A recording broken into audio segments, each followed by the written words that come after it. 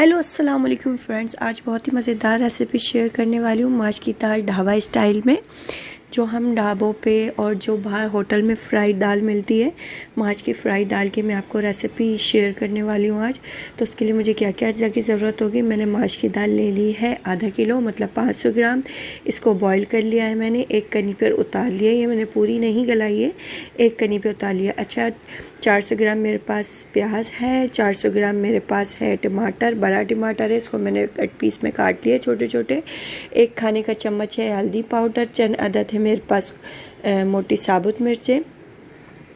अच्छा, एक खाने का चम्मच है कुटी हुई लाल मिर्च, नमक हस्बे ज़रूरत, गरम मसाला एक खाने का चम्मच, हल्दी पाउडर 1.5 खाने का चम्मच है मेरे पास, मैंने 1.5 खाने का चम्मच लिया है। अच्छा, ज़ीरा 1 खाने का चम्मच, अदरक का पेस्ट 1 खाने का चम्मच, लहसुन का पेस्ट 2 खाने के चम्मच, ये इसके लिए इनफ है।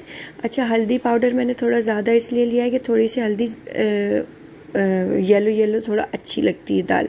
अच्छा, इसके अंदर मैंने ज़ीरा ऐड कर दिया। ज़ीरा ऐड करने के बाद प्याज ऐड कर दिया इसके अंदर। अगर अब तक मेरे चैनल को सब्सक्राइब नहीं किया तो पहले चैनल को सब्सक्राइब कर लें और वीडियो को लाइक कर दें, ज़्यादा से ज़्यादा शेयर करें।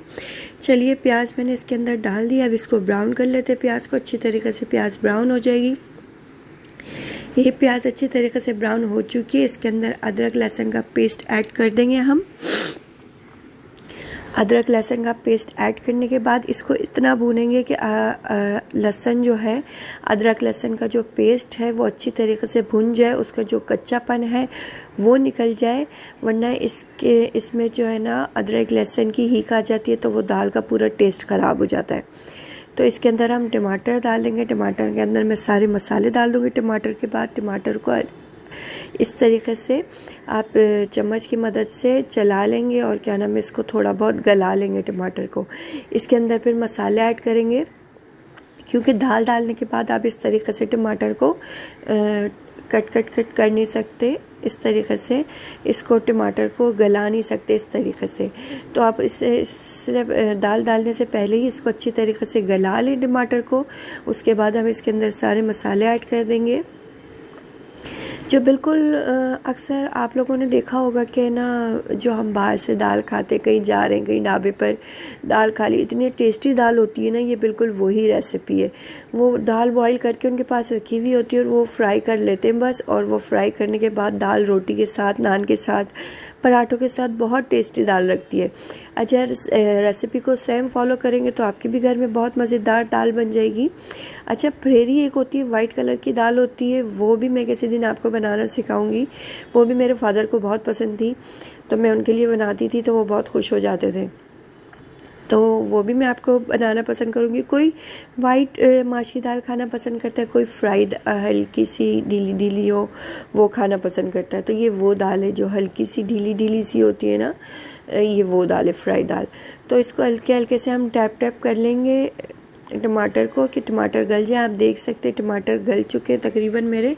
इसके अंदर थोड़ा थोड़ा पानी डालते रहना है, 4 से 5 चम्मच पानी डालते रहना है इसके अंदर, क्योंकि मसाला लगे नहीं नीचे। अगर आप पानी नहीं डालेंगे इसके अंदर ना, मसाला लग जाएगा। अच्छा, इतना सारा नहीं भरना, थोड़ा थोड़ा जहाँ देखें मसाला आपका लग रहा है उसके बाद थोड़ा सा आप पानी डाल दें।